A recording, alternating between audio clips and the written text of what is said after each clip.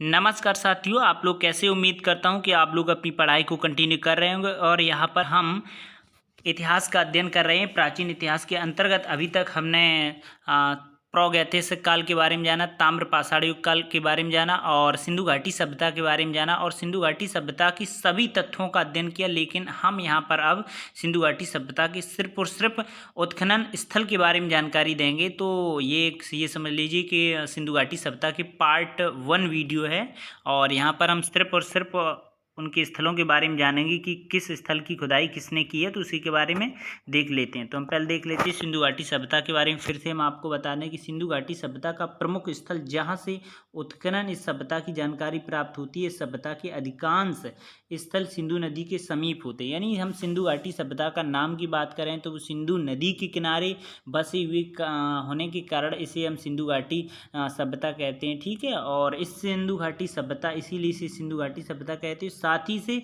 हड़प्पा सभ्यता भी कहा जाता है। क्यों कहा जाता है? क्योंकि सिंधु घाटी सभ्यता का प्रमुख स्थल जो केंद्र था वो हड़प्पा था, इसलिए, और हड़प्पा में ही सर्वप्रथम खुदाई की गई थी, इसलिए इसे सिंधु घाटी सभ्यता को हम हड़प्पा सभ्यता भी कहते हैं। ठीक है, तो ये भी पॉइंट क्लियर कि सिंधु घाटी सभ्यता के बारे में। अब हम स्थलों के बारे में जानेंगे कि यहाँ पर सिंधु घाटी सभ्यता कौन कौन से स्थल थे और उनकी खुदाई कब और किसने की थी। ठीक है, तो वही देख लेते पॉइंट। जैसे कि यहाँ पर बात करें, स्थल लिखा हुआ है, यहाँ पर स्थल है, यहाँ पर उत्खनन वर्ष है और यहाँ पर निर्देशन किसके निर्देशन में खुदाई की गई थी। तो यहाँ पहले हम देख लेते स्थल। जैसे हड़प्पा मांटगोमरी जिला पंजाब प्रांत पाकिस्तान में। ठीक है, तो ये याद रखना है, जो हड़प्पा है वर्तमान में मांटगोमरी जिला में, वो आपके पंजाब प्रांत पाकिस्तान में, और इसकी खोज 1921 में की गई थी राम बहादुर दयाराम साहनी द्वारा। ठीक है, तो ये पॉइंट क्लियर कि हड़प्पा की खोज अगर पूछी जाए तो 1921 में राम बहादुर दयाराम साहनी द्वारा की गई थी। दूसरा पॉइंट यहाँ पर लिखा हुआ है कि मोहनजोदड़ो यानी सिंधु का लरकाना जिला, ठीक है, पाकिस्तान में, ये भी वर्तमान पाकिस्तान में मोहनजोदड़ो, और हड़प्पा भी पाकिस्तान में है वर्तमान में। और इसकी खोज 1922 में की गई थी राखलदास बनर्जी द्वारा। यानी 1 साल बाद ही हड़प्पा के बाद तुरंत मोहनजोदड़ो की खुदाई की गई। यहाँ पर राम बहादुर दयाराम साहनी थे, यहाँ पर राखलदास बनर्जी हैं। ठीक है, ये पॉइंट क्लियर। दूसरा पॉइंट देखते हैं कि सुतकोंडोर में जो वर्तमान में बलूचिस्तान पाकिस्तान में है, तो इसकी खुदाई 1927 में की गई थी, 5 साल बाद। ठीक है, और इसकी जो निर्देशन में किन किन निर्देशन में खुदाई की गई थी, तो ऑरेल स्टाइन की निर्देशन में की गई थी। ठीक है, तो ये आपको तीनों पॉइंट क्लियर कि हड़प्पा की खोज हड़प्पा की जो खुदाई थी उसकी 1921 में की गई, मोहनजोदड़ो की खुदाई 1922 में की गई, और सुत कैंडोर की जो बलूचिस्तान में वो उसकी खुदाई 1927 में की गई। ठीक है, तो 3 पॉइंट क्लियर। अगले पॉइंट के बारे में हम यहाँ पर देख लेते हैं। तो यहाँ पर अगला पॉइंट दिया गया है कि चहुंदड़ो यानी सिंधु पाकिस्तान में, ये भी पाकिस्तान वर्तमान में, 1931 में इसकी खुदाई की गई थी और किसके निर्देशन में? MG मजूमदार। ठीक है, तो ये भी पॉइंट आपको समझ लेना है कि चहुंदड़ो जो सिंध वर्तमान में पाकिस्तान में, और 1931 को इसकी खुदाई की गई थी, किसके निर्देशन में?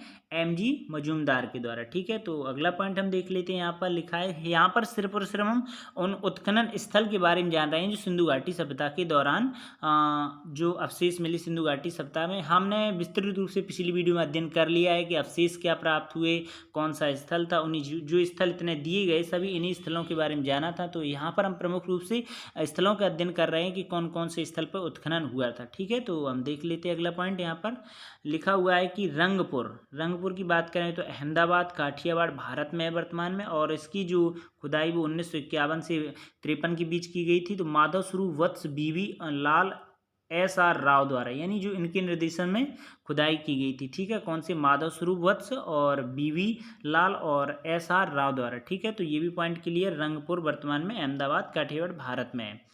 अगला पॉइंट हम देख लेते हैं कोट दीजी यानी सिंध पाकिस्तान में है, यानी ये भी आपको याद रखना है। उसकी जो खुदाई थी वो 1953 में फजल अहमद द्वारा की गई थी, यानी फजल अहमद के निर्देशन में इसकी खुदाई की गई थी। और अगला पॉइंट हमने यहाँ देख लेते हैं कि रोपड़ वर्तमान पंजाब में भारत में। ठीक है, और इसकी खुदाई 1953 में की गई थी और यज्ञदत्त शर्मा द्वारा निर्देशन में किया गया था कार्य। ठीक है, तो ये भी पॉइंट क्लियर।